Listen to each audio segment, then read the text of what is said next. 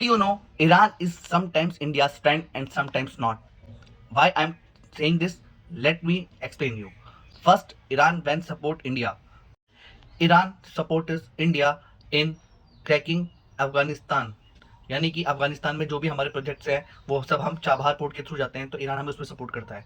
Second thing, Iran ने mostly avoid किया है कश्मीर इशू को जब भी पाकिस्तान रेस करता है ओआईसी में, ऑर्गेनाइजेशन ऑफ इस्लामिक कॉर्पोरेशन में।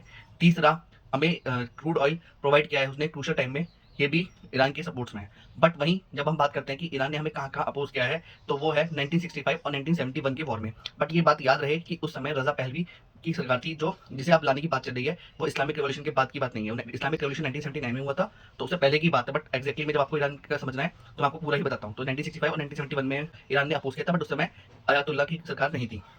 सेकंड थिंग, मतलब क्या होता है कि ओआईसी में जब पाकिस्तान रिजोल्यूशंस लाता है तो कुछ जो इश्यूज पे, मेजर इश्यूज पे ईरान पाकिस्तान को भी सपोर्ट कर देता है। वहीं ईरान के और पाकिस्तान के जो है वो अच्छे डिफेंस रिलेशंस भी हैं। So what I am saying in the conclusion is that there is no permanent friend, no permanent enemy, there is only one thing permanent which is national interest. तो हमें इंडिया के national interest को देखना है कि हमें किसके साथ अलाय होना है या हमें न्यूट्रल रहना है। तो आप सब केवल और केवल आप याद रहे कि आप सब इंडियन हैं, क्योंकि ना अगर आप किसी भी रीजन पे जाएंगे तो आप देखेंगे कि जो इस्लामिक कंट्रीज में एक इस्लामिक कंट्री दूसरी इस्लामिक कंट्री पे अटैक करिए। तो आप सबको बस ये याद रहे कि हम सब इंडियंस हैं, और इंडियंस हमारी पहचान है। बाहर जाके आपको एज अ इंडियन ट्रीट किया जाएगा, ना कि एज अ रिलीजन के बेस पे। सो जय हिंद फ्रेंड्स।